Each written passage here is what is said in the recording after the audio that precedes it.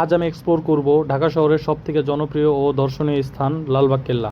ঢাকা থেকে মাত্র ৮ কিলোমিটার দূরে পুরান ঢাকার লালবাগে এটি অবস্থিত। ৩০ টাকার বাস ভাড়া অথবা ১০০ টাকার রিক্সা ভাড়ায় এটি কভার করা সম্ভব। প্রতিদিনই প্রচুর পরিমাণ ভিড় থাকে, লম্বা লাইনে দাঁড়িয়ে টিকিটের জন্য অপেক্ষা করতে হয়। দেশি দর্শনার্থীদের জন্য ৩০ টাকা, মাধ্যমিক ও উচ্চ মাধ্যমিক শিক্ষার্থীদের জন্য ১০ টাকা, সার্কভুক্ত দেশের পর্যটকদের জন্য ২০০ টাকা ও বিদেশি পর্যটকদের জন্য ৪০০ টাকা টিকিটের মূল্য নির্ধারিত করা হয়েছে। আমরা দেশি দর্শনার্থী তাই ৩০ টাকা মূল্যের টিকিট কেটে এন্ট্রি নিচ্ছি। শুরুতেই টিকিট চেকিং শেষে আমি আস্তে আস্তে সামনে আগাচ্ছি ও জায়গাটা সৌন্দর্য উপভোগ করতেছি। এই কেল্লার ঐতিহাসিক ইতিহাস রয়েছে। ১৬৭৮ সালে মোহাম্মদ আজম শাহ এটি স্থাপনা করেন।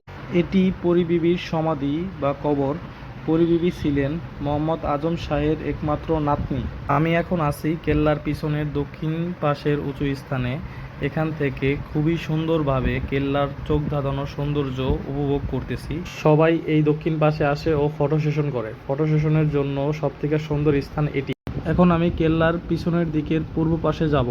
এই জায়গাটি সমতল নিচু পাহাড়ের মতো। দর্শনার্থীরা এখানে এসে আড্ডা দেয়। দেখতে দেখতে পূর্ব পাশের কারাগারের সামনে চলে আসলাম। ১৬৮০ সালের এটি কারাগার। তখনকার সময়ে যত ধরনের দাগি আসামিরা রয়েছে তাদেরকে এখানে কারাবন্দি করা হতো। কারাগারটি দেখতে সত্যি অনেক ভয়ানক।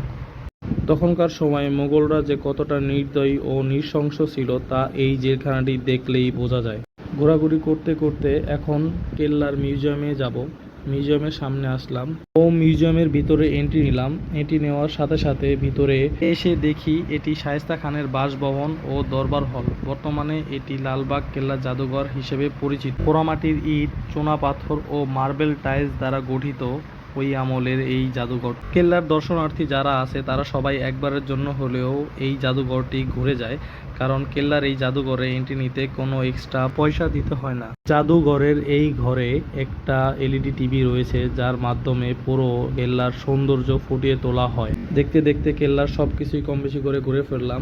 এখন চলে যাওয়ার পালা। সো দেখা হচ্ছে অন্য কোনো ভিডিওতে। ততক্ষণ পর্যন্ত সাথে থাকুন, সঙ্গে থাকুন, ভালো থাকুন। খোদা হাফেজ।